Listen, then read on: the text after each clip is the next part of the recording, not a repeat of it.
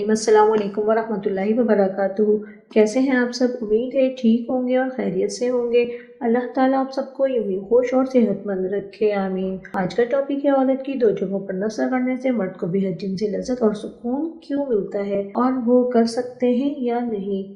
آگے بڑھنے سے پہلے آپ سے درخواست ہے کہ اگر آپ نے ابھی تک میرے چینل کو سبسکرائب نہیں کیا تو پلیز اسے سبسکرائب کر دیں اور بیل کے بٹن کو پریس کر لیں تاکہ میری تمام ویڈیوز آپ کو سب سے پہلے اور آسانی سے مل سکے۔ شروع کرتے ہیں آج کا ٹاپک۔ ہم بستری کرنے کے لیے مرد تو ہر وقت بے چین ہی رہتا ہے اور عورت بھی تقریباً مان جاتی ہے، لیکن جب وہ ایام حیض میں ہوتی ہے اس وقت ہم بستری کرنا سخت منع ہے اور حرام ہے، اور مرد شہوت سے مجبور ہے۔ انہیں بیوی سے ہم بستری کرنے کے لیے تڑپ رہا ہے لیکن کر نہیں سکتا اور گناہ کا اندیشہ ہو تو وہ اپنی بیوی کے دو جگہوں پر نفس رگڑ کر اپنی جنسی خواہش کو پوری کر سکتا ہے۔ نمبر 1، پستانوں کے بیچ۔ پستان عورت کے جسم کا ایک نہایتی حساس اور سیکسی حصہ ہوتا ہے، جس کے بیچ میں مرد اپنا نفس رگڑتا رہے تو اس کے ساتھ ساتھ عورت کی بھی تسکین ہو جاتی ہے اور مرد کی جنسی ضرورت بھی پوری ہو جاتی ہے، وہ آرگزم حاصل کر لیتا ہے اور اس کی جنسی خواہش تقریباً تکمیل تک پہنچ چکی ہوتی ہے۔ نمبر 2، عورت کے ہپس پر نفس رگڑنا۔ عورت کو الٹا لٹا کر اس کے ہپس کے بیچ میں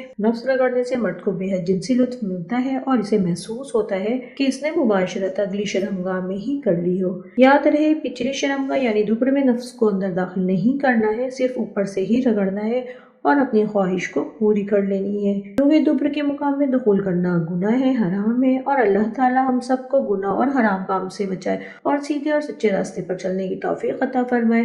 تو یہ تھی میری آج کی انفارمیٹیو ویڈیو۔ کیسی لگی آپ کو؟ امید ہے پسند آئی ہوگی۔ اگر آپ کو میری ویڈیو اچھی لگتی ہے تو اسے لائک کر دیا کریں اور شیئر کرنا مت بھولیں۔